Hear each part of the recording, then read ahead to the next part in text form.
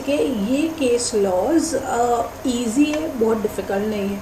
Mostly तुमको याद रखने की ज़रूरत नहीं, रट्टो नहीं करना है कि केस लॉ कि मेरे को पूरा टू वर्ड रट्टो करना पड़ेगा, बॉस ऐसा कुछ नहीं होता है। जब भी हम केस लॉज पढ़ते हैं ना बेटा, तो केस लॉज में सिर्फ आपको जस्ट याद रखना है, फैक्ट याद रखना है कि क्या हुआ है एंड उसका डिसीजन सेबी ने क्या दिया था, बस उतना याद रखा है आपको, और कुछ भी याद नहीं रखना है। रट्टो बिल्कुल भी नहीं करना है, सिर्फ समझ के लेना है कि ये केस लॉ है, ठीक है। ये देखो, ये अभी ये वाला केस लॉ है 17/2020 वाला है, मिस्टर विशाल विजय शाह। अभी नोटिस सी लिखा है मैंने, नोटिस सी जहाँ लिखा है उसका मतलब क्या होता है बेटा, कि जिसके अगेंस्ट नोटिस दिया है, जिसको नोटिस दिया है, ठीक है। किसने नोटिस दिया? ऑब्वियसली मैम सेबी ने नोटिस दिया होगा ना, और किसी ने दिया होगा। तो this is a notice given by SEBI to mister Vishal Vijay Shah. अच्छा, होल टाइम मेंबर, मतलब ऑब्वियसली सेबी के बहुत सारे मेंबर्स होते हैं, उसमें एक होल टाइम मेंबर होता है। होल टाइम मेंबर ने मिस्टर विशाल विजय शाह को नोटिस दिया। मैम ये विशाल विजय शाह कौन था? Obviously he was a stock broker, clearly लिखा है ही वॉज अ स्टॉक ब्रोकर। अभी उसने क्या किया था, उसने बेसिकली क्या किया था ना, क्लाइंट के पास से कैश लेने की जगह पे उसने थर्ड पार्टी से कैश लिया हुआ था on the behalf of client, and it is clearly set by SEBI rules and regulations कि आप जो भी क्लाइंट के पैसे हैं क्लाइंट के पास से ही लेना चाहिए। आपको कोई थर्ड पार्टी के पास से on the behalf of client नहीं लेना चाहिए। जैसे फॉर एग्जांपल, मान लो अगर सपोज मेरा अकाउंट ओपन है, मेरे नाम पे अकाउंट ओपन है, ठीक है, और मैं शेयर्स ले रही हूँ, मैं डीमार्ट के शेयर्स ले रही हूँ, या तो फिर मैं रिलायंस के शेयर्स ले रही हूँ, या तो मैं इन्फोसिस के शेयर्स ले रही हूँ, वो मेरे अकाउंट में क्रेडिट हो रहा है मेरे नाम से, नम्रता के नाम से। तो जो भी पैसा मुझे ब्रोकर को देना है, it should go only in from my account, मेरे अकाउंट से वो पैसा जाना चाहिए, ठीक है। मेरे हस्बैंड के अकाउंट में से वो पैसा नहीं जा सकता है, मतलब वो बैंक अकाउंट से पैसा नहीं जा सकता है जिस पे अलोन मेरे हस्बैंड का नाम है, तो वो थर्ड पार्टी हो गया। So now third party transactions are not allowed, क्योंकि बहुत फ्रॉड हो रहे थे पहले, ठीक है, बहुत हो रहे थे।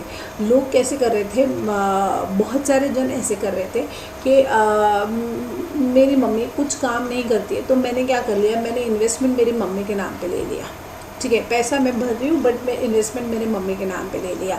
वो सीनियर सिटीज़न है ताकि इनकम टैक्स में से उसको लायबल ना हो।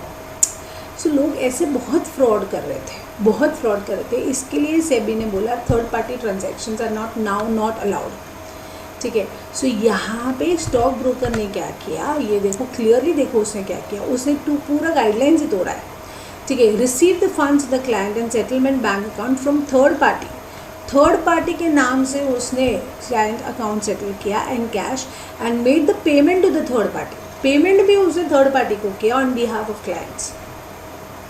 अरे इन शॉर्ट आपने क्लाइंट के अकाउंट से डीलिंग किया ही नहीं है, डायरेक्टली आपने थर्ड पार्टी के अकाउंट से डीलिंग किया है, तो ऑब्वियसली अलाउड नहीं है। प्लस उसने उसके अकाउंट में से बहुत सारा कैश भी विड्रॉ किया, बैंक अकाउंट में से, क्लाइंट के बैंक अकाउंट में से कैश भी विड्रॉ किया, तो ऑब्वियसली ये गलत हुआ। सो मेन ये जो मैंने रेड में लिखा है वो बहुत इम्पोर्टेंट है, ठीक है। सो ये जो काम किया है उसने गलत किया, ऑब्वियसली सेबी ने उसके अगेंस्ट एक्शन लिया, और सेबी ने बोला बॉस आपने ये थर्ड पार्टी के थ्रू फंड्स ट्रांजैक्शंस किया है, आपने जो फंड्स एक्सेप्ट किया है और आपने जो फंड्स दिया है वो आपने थर्ड पार्टी को दिया है rather than directly from the client account. So आपको उसका वैलिड एक्सप्लेनेशन देना पड़ेगा, और उन्होंने कोई ऐसा चीज़ सबमिट नहीं किया या कोई ऐसा स्टेप्स नहीं लिया जिसके कारण ऐसा पता चला कि ये जो ट्रांजैक्शन है वैलिड थे। प्लस जब भी इन्वेस्टिगेशन हुआ उन लोगों ने मान लिया कि उन लोगों ने इरेगुलर ट्रांजैक्शन किया था। देखो यहाँ पे लिखा हुआ है, further the notice in the submission has it self admitted of doing carried out illegal practices, और उसने सामने से मान लिया कि बॉस उसने वायलेशन किया है, उसने कोड ऑफ कंडक्ट तोड़ा है। सो ब्रोकर्स के लिए जो कोड ऑफ कंडक्ट सेबी ने दिया था वो कोड ऑफ कंडक्ट तोड़ा है. सो यहाँ पे देखो, notice he has violated the provisions of clause A 1, 2 and 5 of code of conduct which is specified in 2. Ma'am ये क्लॉज A 1, 2 एंड 5 क्या है? So it is not important, फिर भी एक बार देख लो 1, 2 एंड 5 क्या है. 1 इज़ इंटीग्रिटी. इंटीग्रिटी का मतलब क्या होता है? इंटीग्रिटी का मतलब क्या होता है कि आपको बहुत ऑनेस्ट रहने का, ठीक है, आपको जो भी डीलिंग करने का वो एकदम फेयर डीलिंग होना चाहिए. आपको जब भी 2 है, आपको जब भी कोई भी काम करोगे with due diligence and due carefully काम करने का और सारे सेबी के गाइडलाइंस फॉलो करने के, ठीक है. वो 5th है, you have to comply with all the statutory requirements जो इन लोगों ने किया नहीं था. इसके लिए उनके ऊपर पेनल्टी इम्पोज हो. प्लस बीएससी ने भी जब इंस्पेक्शन करने आए तभी उन लोगों ने भी देखा कि नोटिसी ने ये चीज़ एक बार नहीं पर बार बार किया. रिपीटिवली उसने सेबी के जो सर्कुलर्स थे, सेबी के जो गाइडेंस थे वो तोड़े हुए, कोड ऑफ कंडक्ट तोड़ा हुआ है. तो देखो यहाँ पे लिखा है BSE has earlier conducted the inspection and upon the consideration it was that, क्या लिखा है इन इंस्पेक्शन रिपोर्ट में, क्या लिखा था? It was observe that the violation was committed by notice. See in instant proceedings are repetitive nature, मतलब बहुत बार किया हुआ है उन लोगों ने, ठीक है. सो ऑब्वियसली उनके अगेंस्ट एक्शन हुआ और क्या ऑर्डर पास किया गया? ऑब्वियसली उसका certificate of registration of notice was suspended for 1 year. I hope you are clear with this case law.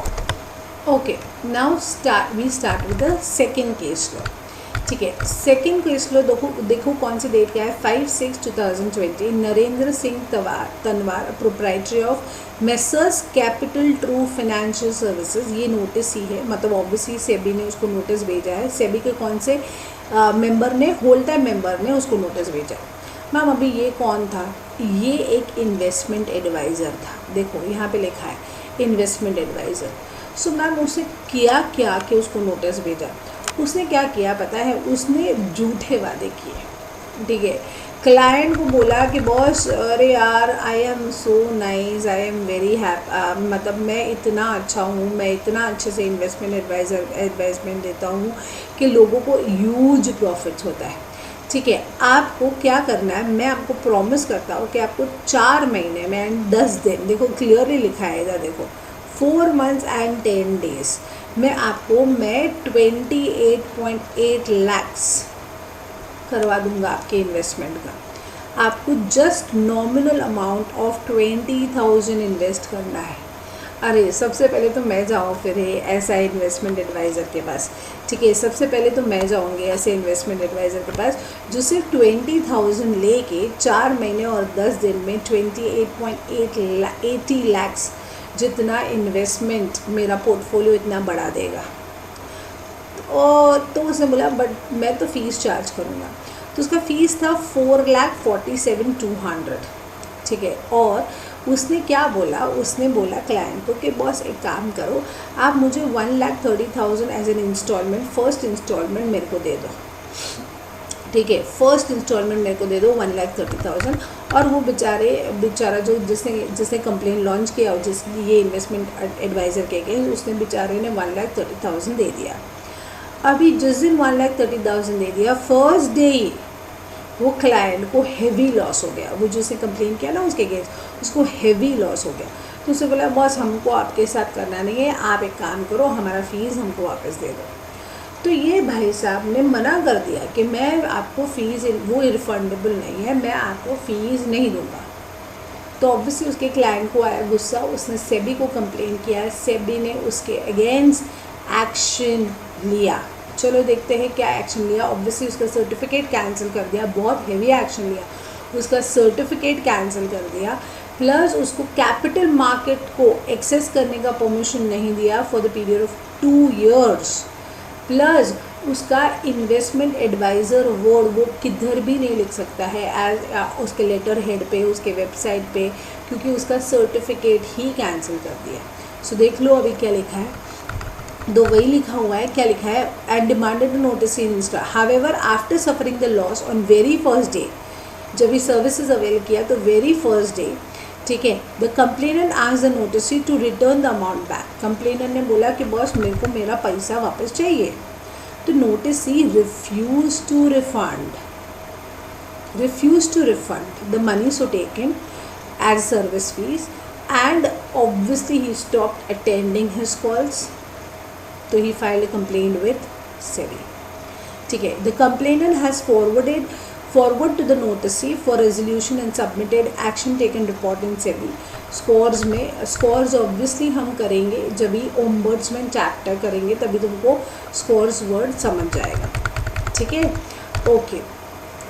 Order, क्या ऑर्डर दिया, फर्स्ट मैंने बोला उसका सर्टिफिकेट ऑफ रजिस्ट्रेशन कैंसिल कर दिया, सस्पेंड नहीं है, कैंसिल ही कर दिया टोटली, ठीक है, एंड उसको इमीडिएटली बोल दिया यू सीज यानी stop from acting as an investment advisors, और आप डायरेक्टली इनडायरेक्टली किधर भी इन्वेस्टमेंट एडवाइज़र या इन्वेस्टमेंट मैनेजर या इन्वेस्टमेंट कंसल्टेंट ऐसा वर्ड यूज़ नहीं कर सकते on your letter head, website, sign board और otherwise, and he was prohibited from accessing the capital market for 2 years. I hope I am very clear in this, अच्छा, and during this period the existing holding of security including the holding of mutual fund of notice shall remain frozen, मतलब during the period of 2 years वो ना ही नए securities ले सकता है ना ही पुराने सिक्योरिटीज़ बेच सकता है, तो वो कोई भी उसका जो एग्जिस्टिंग होल्डिंग था of securities, even mutual funds, उसके जो म्यूचुअल फंड्स थे वो फ्रोज़न हो गए, मतलब ना ही वो बेच सकता है, ना ही वो नए सिक्योरिटीज़ परचेस कर सकता है फ्रॉम द कैपिटल मार्केट, ना ही वो पुराने सिक्योरिटीज़ बेच सकता है, तो 2 year के लिए उसका इन्वेस्टमेंट फ्रोजन हो गया। आई hope I am very clear in this point, okay, so this completes with my second case law. ना माई थर्ड केस लॉ, अभी ये कौन सा है, 29/5/2020 वाला अरियंत कैपिटल मार्केट, ये नोटिस ही वर्सेस सेबी। अभी ये एजुडिकेटिंग ऑफिसर का है, ठीक है, मतलब एजुडिकेटिंग ऑफिसर मैंने सेबी एक्ट में बोला है, एजुडिकेटिंग ऑफिसर कौन होता है, ऑब्वियसली जो एजुडिकेट करता है, ऑर्डर पास करता है relating to penalty, and obviously the adjudicating officers are appointed by SEBI, ठीक है, तो सेबी ने एक एजुडिकेटिंग ऑफिसर को अपॉइंट किया है, and SEBI has a power to adjudicate का मतलब होता है to give the order and to impose the penalty on the person who have violated the rules and regulations. I hope I am clear with that. Okay, तो यहाँ पे सेबी ने obviously penalty impose किया, ठीक है, किसको मैम पेनल्टी इम्पोज किया, obviously ये अरियंत कैपिटल मार्केट लिमिटेड को पेनल्टी इम्पोज किया। अच्छा मैम ऐसा मतलब क्या उसने क्या पेनल्टी इम्पोज किया, ठीक है, उसमें क्या किया था ना, सेबी कंडक्टेड इन्वेस्टिगेशन, उसने है ना इन्वेस्टिगेशन स्टार्ट किया, ओके। नाउ ये क्या हुआ था, इसमें अरियंत कैपिटल मार्केट लिमिटेड में क्या हुआ था बेसिकली कि सेबी ने पेनल्टी इम्पोज किया ऑन द स्टॉक ब्रोकर, मतलब ma'am Arihant capital market limited stock broker था, correct, he was a stock broker, ठीक है। अभी उसने क्या किया था, उसने है ना एक सिक्योरिटीज़ था मोरोयो इंडस्ट्री लिमिटेड करके एक कंपनी है, उसने क्या किया था ना, उसने बहुत ज़्यादा ट्रेडिंग किया था उसमें, मैम तो ट्रेडिंग करना गलत थोड़ी है, ट्रेडिंग करना गलत नहीं है, बट फॉल्स मार्केट क्रिएट करके ट्रेडिंग करना गलत है। उसने क्या किया था, Jan 15, 2013 से लेके August 31, 2014 तब उन लोगों ने ये शेयर्स का इतना ज़्यादा ट्रेडिंग किया था, on an average every day 1300 to 1400 shares वो लोग परचेस कर रहे थे, ठीक है। उन लोगों ने थोड़े थोड़े फेजेस में डिवाइड करके उन लोगों ने ये मोरैया इंडस्ट्रीज़ के शेयर्स परचेस किया। 1 Feb ऑलमोस्ट जैन से स्टार्ट हुआ टिल नवंबर, मतलब Jan 15 से स्टार्ट हुआ टिल ऑलमोस्ट समझो नवंबर 2013 तक उन लोगों ने almost 1,45,000 shares plus 900 and something 926 shares का उन लोगों ने बहुत ज़्यादा ट्रेडिंग किया था just to create a false market. अभी उन लोगों ने वो फॉल्स मार्केट क्रिएट किया और ये मोरैया इंडस्ट्री लिमिटेड का प्राइस बहुत हाइट हो गया। ठीक है, सो ये तो गलत है यार, तुमने ऐसा किया तो ये तो गलत है। तुम लोगों ने यहाँ पे फॉल्स मार्केट क्रिएट करने के लिए ट्रेडिंग किया ताकि मोरैया इंडस्ट्रीज़ का शेयर का प्राइस बहुत बढ़ जाए, तो obviously it is wrong on the part of you. तो यहाँ पे ऑब्वियसली सेबी को पता चला, सेबी ने सारे ट्रांजैक्शंस देखे, पता चला, तो सेबी ने वहाँ पे एक एडजुडिकेटिंग ऑफिसर को अपॉइंट किया। अभी सेबी के पास पावर है बेटा, सेबी का पावर है कि सेक्शन 15I में सेबी को पावर दिया गया है। ठीक है, ऑफ विच एक्ट बेटा? सेबी एक्ट, सेबी एक्ट 1992 में सेबी को पावर दिया गया है कि बॉस वो क्या कर सकता है, वो यहाँ पे they can appoint adjudicating officer. ठीक है, एडजुडिकेटिंग ऑफिसर को वो लोग अपॉइंट कर सकते हैं और adjudicating officer has a power to impose penalty. अगर किसी ने गलत काम किया है तो obviously they have a power to impose penalty. I hope I am clear with this. तो एडजुडिकेटिंग ऑफिसर ने वो ब्रोकर के ऊपर पेनल्टी इम्पोज किया। Okay, done. ओके, नाउ कौन सा पेनल्टी इम्पोज किया, under what section penalty impose किया? सेक्शन 15HB के against. 15HB of which act? Obviously ma'am SEBI act, SEBI act 1992 के अगेंस्ट पेनल्टी इम्पोज किया। अभी सेबी एक्ट में क्या लिखा हुआ है? अभी याद रखो, सेक्शन 15A से लेके सेक्शन 15HB तक पूरा पेनल्टी के सेक्शंस हैं। ठीक है, 15A, 15B, C, D, E, F, G, H, HA, HB, इतने सारे पेनल्टी के सेक्शन। अभी 15HA तक प्रिसाइज पेनल्टी है, मतलब ये किया तो ये पेनल्टी। जैसे A है books of accounts records maintain नहीं किया तो ये पेनल्टी। B है कि आपने क्लाइंट के साथ कॉन्ट्रैक्ट में एंटर नहीं किया तो ये पेनल्टी। C है आपने इन्वेस्टर ग्रीवेंसेस रिजॉल्व नहीं किया तो ये पेनल्टी। ठीक है, तो वैसे D, E, F, G, H, HA तक प्रिसाइज पेनल्टीज है। 15HB बोलता है कि where there is no separate penalty, मतलब कोई पेनल्टी जो अबाव पेनल्टीज़ में कवर नहीं होता है या अबाव ऑफेंस में कवर नहीं होता है, जिसके लिए कोई सेपरेट पेनल्टी नहीं बनाया गया है। ठीक है, so where there is no separate penalty, उसके ऊपर 15HB एप्लीकेबल होगा, जिसका पेनल्टी का अमाउंट मिनिमम 1 लाख है, मैक्सिमम 1 करोड़ है। ठीक है, ओके। सो अभी I hope your base is clear. तो एक बार देख लें क्या लिखा हुआ है। देखो उसने क्या किया ना, इन्वेस्टिगेशन किया, तभी ट्रेडिंग देखा। Based on the findings SEBI initiated adjudicating proceedings against Arihant capital market limited under 15HB, बोला पेनल्टी का सेक्शन है 15HB, जहाँ पे नो सेपरेट पेनल्टी है, इसके लिए 15HB का पेनल्टी लगाया उन लोगों ने कि बस उन लोगों ने कोड ऑफ कंडक्ट तोड़ा है। ब्रोकर्स का जो कोड ऑफ कंडक्ट है, जो उन लोगों ने उनको ड्यू डिलिजेंस A2 मतलब ड्यू डिलिजेंस में काम करना चाहिए था, ठीक है, उन लोगों ने नहीं किया, इसके लिए उसने तोड़ा है।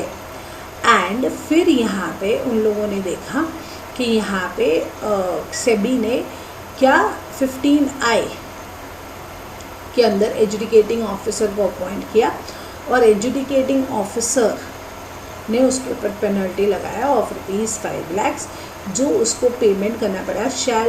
The noticee shall remit and pay the same amount of penalty within 45 days of the receipt of this order or by May 31 whichever is later, मतलब द ऑब्वियसली जैसे ऑर्डर आया उस दिन से विद इन 45 days में penalty pay करना पड़ेगा। या तो 31 मई तक पेमेंट करना पड़ेगा, whichever is later. I hope I am clear with this. Okay, now next वाला है 24/12/2019 को, ये star India market research appellant and respondent. अभी अपीलेंट कौन होता है, रिस्पॉन्डेंट कौन होता है, अपील कैसे होता है, एक बार देख लेते हैं. ठीक है, देखो मैंने यहाँ पे सिखाया 15I पे सेबी को पावर है to appoint an adjudicating officer. तो adjudicating officer is nothing but a person appointed by SEBI. तो वो सेबी का ही आदमी है, मतलब इन शॉर्ट सेबी ही है एक्चुअली. ठीक है, if you are not happy with the decision of educating officer, you have an option to file an appeal with SAT, that is Securities Appellate Tribunal. ठीक है, SAT के पास आप जा सकते हो. सो अभी यहाँ पे क्या हुआ, ये केस में क्या हुआ था, ये जो कंपनी है star India market research, educating officer ने इसके ऊपर 40 लाख का पेनल्टी इम्पोज किया था. किसके ऊपर मैम? 40 लाख का. ये स्टार मार्केट पे 40 लाख का पेनल्टी इम्पोज किया था. Obviously they were not happy with the decision of educating officer, so they filed an appeal with SAT. अभी उसने अपील फाइल किया ना, स्टार मार्केट ने अपील फाइल किया, तो ऑब्वियसली वो अपीलेंट हो गए. So they are appellant. किसके अगेंस्ट फाइल किया? सेबी के अगेंस्ट. एजुकेटिंग ऑफिसर मतलब सेबी के अगेंस्ट, राइट. तो वो उसको रिस्पॉन्ड करेगा, तो वो रिस्पॉन्डेंट हो गया. ठीक है, तो देखो Star India market Research bracket में appellant, they have appealed to SAT, वो अगेंस्ट सेबी. अच्छा, कितना पेनल्टी इम्पोज किया था? मैंने बोला 40 लाख का पेनल्टी एजुकेटिंग ऑफिसर ने इम्पोज किया था. क्यों किया था? क्योंकि उन लोगों ने रूल्स एंड रेगुलेशंस तोड़े थे. ये उनके ऊपर एलिगेशंस था. अभी तुम यहाँ पे देखोगे उसके जो रेगुलेशंस है 15, 16 एंड 17. ठीक है, उनके रेगुलेशंस 15, 16 एंड 17 क्या बोलते हैं कि आप जब भी कोई भी इन्वेस्टमेंट एडवाइस देते हो तो आपको रिस्क को, एज को, इनकम को, सब फैक्टर्स को ध्यान में रख के आपको ये करना पड़ेगा. 15 is nothing but code of conduct of investment adviser. 16 बोलता है you have to consider various factors and then you have to give the advice to the investors. इतना सब करने के बावजूद भी उन लोगों ने ये सब काम किया. देखो क्या किया, offering products without considering risk profile. मतलब सबको एक ही टाइप ऑफ प्रोडक्ट, मैं बोल रही मुझे रिस्क नहीं लेना है, फिर भी मेरे को भी वही टाइप ऑफ प्रोडक्ट किया. एक बंदे ने बोला मैं रिस्क लेने को तैयार हूँ, फिर भी उसको भी वही टाइप ऑफ प्रोडक्ट ऑफर किया, मेरे को भी वही टाइप ऑफ प्रोडक्ट ऑफर किया. मतलब हम दोनों का रिस्क टेकिंग कैपेसिटी अलग है, स्टिल हम दोनों को एक ही टाइप ऑफ प्रोडक्ट ऑफर किया. अरे ऐसे नहीं होता ना. whenever you give the advice you have to consider the age factor, you have to consider the income factor, you have to consider the risk taking factor. उसने consider ही नहीं किया. Plus उसने क्लाइंट के पास से बहुत हाई फीस चार्ज किया. आप fees charge करो but unreasonable and high fees charge नहीं कर सकते. ठीक है, एडवांसेस आपने ले लिया for future services. High net worth individuals को आपने ऐसी स्कीम बता दी which is not suitable for them at all. तो आपने इतने सारे वायलेशंस किए, इसके लिए एजुकेटिंग ऑफिसर ने आपके ऊपर 40 लाख का पेनल्टी लगाया. अभी वो लोगों ने अपील फाइल किया टू सैट. सैट को लगा कि यार ये तो जो इन्वेस्टमेंट एडवाइज़र है स्टार इंडिया मार्केट रिसर्च, ये तो बहुत छोटा मोटा इन्वेस्टमेंट एडवाइज़र है जिसका ईयरली एनुअल प्रॉफिट 30 लाख है, जिसका बहुत स्मॉल नेटवर्थ है, उसका जिसका एनुअल प्रॉफिट 30 लाख है. तो तुमको नहीं लगता एजुकेटिंग ऑफिसर ने 40 लाख पेनल्टी इम्पोज करके थोड़ा हार्श डिसीजन लिया हुआ है? and the penalty is very disproportionate to what the income has been earned. 30 lakhs मैंने कमाया हो तो 40 lakhs में पेनल्टी भरूँगी, ये तो गलत हो जाएगा. It will be injustice on me. तो यहाँ पे सैट को लगा कि जो एजुकेटिंग ऑफिसर का डिसीजन था वो डिसीजन थोड़ा हार्श था, डिसप्रपोर्शनेट था, इसके लिए उसने पेनल्टी फ्रॉम 40 lakhs रिड्यूस किया टू 20 lakhs। सो देखो वहाँ पे लिखा हुआ है clearly, appellant file an appeal and appeal was partly allowed. कैसे? सैट को लगा it was too harsh and too disproportionate, क्योंकि उसका almost profit was about 30 lakhs in a year and very small net worth. इसके लिए ही reduce the penalty from 40 lakhs to 20 lakhs। Okay, now 31(3). now next case laws, this is the last case law, JP Capital Services Limited versus SEBI। Obviously उसको notice मिला था, किससे notice दिया था? सेबी ने उसको नोटिस दिया था। ये कौन है? ये डिपॉजिटरी पार्टिसिपेंट है, ठीक है। मैंने डिपॉजिटरी एक्ट में तुमको कराया है, there are 2 depositories in India, I hope सबको पता है, ठीक है। NSDL है, NCDSL है, उसके अंदर होते हैं डिपॉजिटरी पार्टिसिपेंट, मतलब डिपॉजिटरी पार्टिसिपेंट एजेंट होते हैं एंड डिपॉजिटरी उनके प्रिंसिपल होते हैं, ठीक है। अभी ये डिपॉजिटरी पार्टिसिपेंट को या तो NSDL या तो CDSL के अंडर रजिस्टर होना ही पड़ता है, ठीक है। मतलब they can be agent of either NSDL और CDSL और बोथ करेक्ट, बट होना तो पड़ता ही है। And they also have to register themself with SEBI as a depository participant, तो ही वो लोग ब्रोकर और वो सब बन सकते हैं, तुम उधर डीमैट अकाउंट ओपन कर सकते हो, ठीक है। सो ये जो JP कैपिटल था, उन लोगों ने, हम लोग इसको शॉर्टकट में JCSL बोलते हैं, देखो वहाँ पे मैंने लिखा हुआ है शॉर्टकट में JCSL, ठीक है। तो JCSL ने क्या किया हुआ था? JCSL was registered with SEBI obviously and was a agent of both NSDL and CDSL, मतलब वो दोनों में रजिस्टर्ड था, NSDL में भी रजिस्टर्ड था एंड CDSL में भी रजिस्टर्ड था। अभी ऑब्वियसली उसको पहले सेबी के पास रजिस्ट्रेशन किया, 5 years का उसका रजिस्ट्रेशन का था, वो क्लियर हो गया। फिर बाद में उसने वो 5 years और रिन्यू कराया, उसका रजिस्ट्रेशन 5 years और रिन्यू कराया, ठीक है। तो चलो फर्स्ट पैराग्राफ पहले देख लेते हैं क्या लिखा है। JCSL ने क्या किया? ऑब्वियसली अपने आप को register initially for 5 years register किया, which was valid up to August 10, 2011। फिर वापस उसने रिन्यू किया and which was valid up to August 10, 2016। अभी मीनवाइल अप्रैल 2016 में, मतलब 5 April 2016 में CDSL ने एक लेटर भेजा, किसको? सेबी को, और बोला कि बॉस हम लोगों ने इसकी सर्विसेज टर्मिनेट कर दिया है। JCSL की जो सर्विसेज है, जिसके हम लोगों ने उसके साथ अग्रीमेंट किया था, हम लोगों ने उसका अग्रीमेंट टर्मिनेट कर दिया है और हम लोगों ने उसको एजेंसी से निकाल दिया है बॉस, ठीक है, क्योंकि उसने नॉन कंप्लायंस किया था। किसका?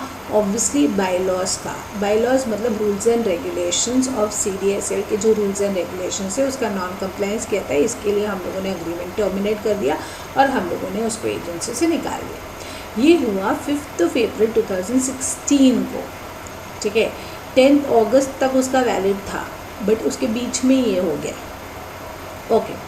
अभी CDSL ने ऑल्सो रिक्वेस्ट किया कि बॉस उसका सर्टिफिकेट ऑफ रजिस्ट्रेशन आप कैंसिल कर दो as a depository participant, but SEBI ने नहीं किया क्योंकि वो NSDL के अंडर भी रजिस्टर्ड था। तो NSDL में मतलब इमीडिएटली 22 April, मतलब 5 April के बाद इमीडिएटली 22 April को NSDL ने भी सेबी को इन्फॉर्म किया कि बॉस हमने भी उसका अग्रीमेंट टर्मिनेट कर दिया है JCSL का, क्योंकि अगेन उन लोगों ने नॉन कंप्लायंस किया है of various bylaws and rules and regulation of NSDL, ठीक है। इन शॉर्ट दोनों का अग्रीमेंट टर्मिनेट हो गया। अभी he is no more the agent of CDSL also, he is no more the agent of NSDL also. तो obviously as a depository participant उसका licence भी कैंसिल हो जाना चाहिए विद द इमीडिएट इफेक्ट, तो उसका लाइसेंस भी टर्मिनेट हो गया। बट गलती उसने किया कि उसने सेबी को इन्फॉर्म नहीं किया। सेबी को पता चला थ्रू CDSL एंड NSDL, ये गलत है ना। अभी तुम्हारे अगेंस्ट कोई डिपॉजिटरी ने एक्शन लिया हुआ है तो आपका ड्यूटी होता है कि आप सेबी को इन्फॉर्म करो कि मेरे अगेंस्ट ऐसे ऐसे एक्शन लिया है क्योंकि मैंने नॉन कंप्लायंस किया हुआ है, ठीक है। अरे क्यों वेट करना कि NSDL आके बोलेगा, आप ही इन्फॉर्म कर दो ना सेबी को, बट उसकी गलती वही हुआ, ठीक है। देखो वहाँ पे क्या लिखा है, and he fail to inform SEBI about the termination of agreement with NSDL and CDL। तो सेबी ने ऑर्डर दिया, बस ये तो गलत है, आपको पहले इन्फॉर्म करना चाहिए था, ठीक है। मतलब आपने वायलेशन किया of clause number 14 code of conduct, ठीक है। और मतलब clause number 14 of code of conduct of depository participant क्या बोलता है कि अगर आपके अगेंस्ट किसी ने डिपॉजिटरी ने एक्शन लिया हुआ है तो you have to immediately inform SEBI regarding such action be which is being taken by depository. तो आपने कोड ऑफ कंडक्ट फॉलो नहीं किया, मतलब आपने सेबी को इतनी मटेरियल इन्फॉर्मेशन नहीं दी है, तो ये तो गलत हो गया। तो immediately without any delay immediately उसका लाइसेंस नंबर ये वाला विद इमीडिएट इफेक्ट टर्मिनेट कर दिया, कैंसिल कर दिया। I hope you understood this point. Clear? This comes to an end with the case law. अच्छा, this is just an information purpose, एक self regulatory organisation, ये दूसरे चैप्टर्स में भी आएंगे हमको SRO, बट अभी सिर्फ इतना याद रखो, SRO is nothing but an organisation जिसमें सारे इंटरमीडियरीज होते हैं मेंबर्स, ठीक है, and they are registered with SEBI. Stock exchange is also one kind of SRO, ठीक है। सो ऑब्वियसली ये SRO का मैं डिटेल में पढ़ाऊँगी जब मैं इनसाइडर ट्रेडिंग और वो सब कराऊँगी तभी। I hope you understood this chapter of security market intermediaries. This comes to an end with security market intermediaries.